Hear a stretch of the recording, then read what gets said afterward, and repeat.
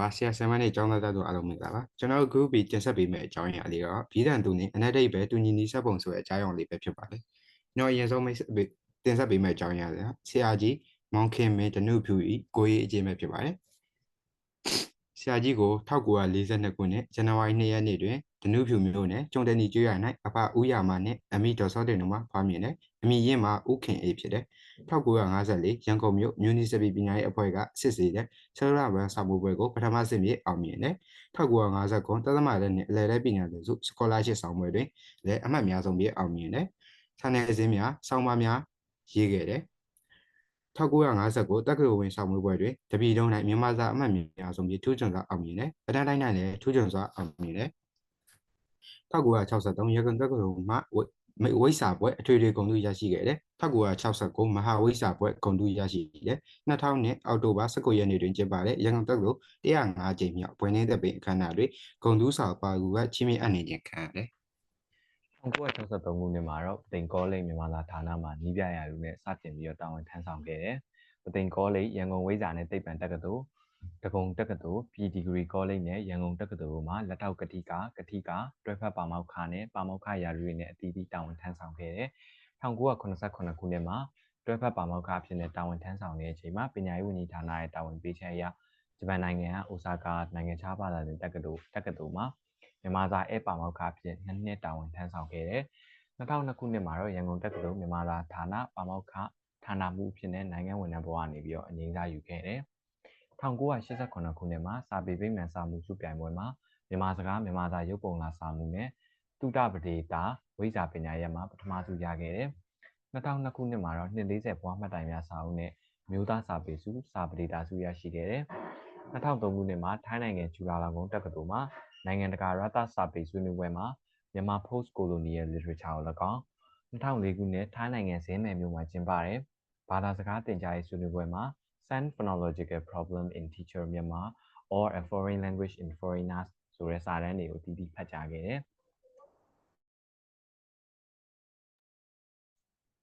မြန်မာစကားတန်ဒီမှာစကားတန်အချို့နဲ့အနက်အဓိပ္ပာယ်ဆက်တန်နေပုံကိုဥပမာအနေနဲ့ပြောရမယ်ဆိုရင်ကွဲကြေကြိုဒီမှာဆိုရင်ဘီရက်ခရာကာကြီးကိုတော့ပြီးတော့ပြီးတော့ဘီတန်ပြီးတော့အနက်အဓိပ္ပာယ်နဲ့ဒီဆက်ရှိရဲအဲဒါဆိုတော့သူ့ရဲ့အနက်အဓိပ္ပာယ်ကပျက်စီးခြင်းဆိုတဲ့အဓိပ္ပာယ်ဒီအချက်ကစကားတန်နဲ့အနက်အဓိပ္ပာယ်ဆက်နေမှုရှိရဲဆိုတဲ့အကြောင်းဖော်ပြနေတယ်နောက်တစ်ခုအနေနဲ့ဝဲမိန်မိုက်မှာဆိုရင်ဒီရဲ့ခရာမဟုတ်သုံးထားပြီးတော့သူ့ရဲ့အဓိပ္ပာယ်ကအကြောင်းဖတ်တော်ခြင်းဆိုတဲ့အဓိပ္ပာယ်နောက်တစ်ခုကတွန်းတင်တက်ဒီမှာဆိုရင်ဒီရဲ့ခရာတာဝင်းဘူကိုသုံးထားပြီးတော့သူ့ရဲ့အဓိပ္ပာယ်ကလှုပ်ရှားမှုဆိုတဲ့အဓိပ္ပာယ်ပါနောက်တစ်ခုကဒိန်းတောင်းထောင်တင်ဒီမှာဆိုရင်ဒီရဲ့ခရာဓာရီကိုသုံးထားပြီးတော့သူ့ရဲ့အဓိပ္ပာယ်ကအရာဝတ္ထုတစ်ခုရဲ့ညီတန်ကိုပြောတာပါနောက်တစ်ခုအနေနဲ့မဲမှောင်မဲဒီမှာဆိုရင်ဒီရဲ့ခရာမဟုတ်သုံးထားပြီးတော့သူ့ရဲ့အနက်အဓိပ္ပာယ်ကအယောင်မရှိခြင်းမမြင်တာခြင်းဆိုတဲ့အဓိပ္ပာယ်ပါနောက်တစ်ခုအနေနဲ့ကပျော့ပြဲဒီမှာဆိုရင်ဒီရဲ့ခရာပစောက်သုံးထားပြီးတော့သူ့ရဲ့အနက်အဓိပ္ပာယ်ကပုံပြတ်သွားတယ်ဆိုတဲ့အဓိပ္ပာယ်ပါနောက်တစ်ခုအနေနဲ့ကလင်းလက်ဒီမှာဆိုရင်ဒီရဲ့ခရာလက်ကိုသုံးထားပြီးတော့သူ့ရဲ့အနက်အဓိပ္ပာယ်ကတောက်ပါခြင်းဆိုတဲ့အဓိပ္ပာယ်ပါနောက်ဆုံးတစ်ခုအနေနဲ့တောင်တင်းဒီမှာဆိုရင်ဘီရက်ခရာတောင်ဝင်းဘူကိုသုံးထားပြီးတော့သူ့ရဲ့အနက်အဓိပ္ပာယ်ကတင်းမာခြင်းဆိုတဲ့အဓိပ္ပာယ်ဖြစ်ပါတယ်နောက်တစ်ခုကဒီတန်တူရဲ့အနက်အဓိပ္ပာယ်ဆက်ဆံမှုရှိတဲ့အကြောင်းကိုတာရကပြောသွားကြတယ်နဲ့ပြောမယ်ဆိုရင်ပထမဆုံးတစ်ခုကတောင်တင်းဒီမှာဆိုရင်ဘီရက်ခရာဓာရီကိုသုံးထားပြီးတော့တာရကအနေနဲ့ပြောမယ်ဆိုရင်ရွာထိပ်ကခေါင်းလောင်းတန်ကတောင်တင်းမြည်နေတယ်နောက်တစ်ခုကမှောင်မဲဒီမှာဆိုရင်ဘီရက်ခရာမကိုသုံးထားပြီးတော့သူ့ရဲ့တာရကမိမလာတို့ရက်ပတ်ထဲမှောင်မဲနေတယ်နောက်တစ်ခုကကျိုးကျင်ဒီမှာဆိုရင်ဘီရက်ခရာကာကြီးကိုသုံးထားပြီးတော့သူ့ရဲ့တာရကအနေနဲ့မုံတိုင်းတန်ကြောင့်အိမ်နဲ့တစ်ပင်တွေကျိုးကျင်ပျက်စီးသွားတယ်နောက်တစ်ခုကပျော်ပြဲဒီမှာဆိုရင်ဘီရက်ခရာပစောက်ကိုသုံးထားပြီးတော့အမေကထမင်းဦးကိုမိသွားလို့ထမင်းတွေပျော်ပြဲကုန်တယ်နောက်တစ်ခုအနေနဲ့ရင်းလက်ဒီမှာဆိုရင်ဘီရက်ခရာလက်ကိုသုံးထားပြီးတော့သူ့ရဲ့တာရကအနေနဲ့ကကျောင်းမြရတနာကထင်းလေးနေတဲ့မိအောင်အောင်မှာရင်းလက်နေကြတယ်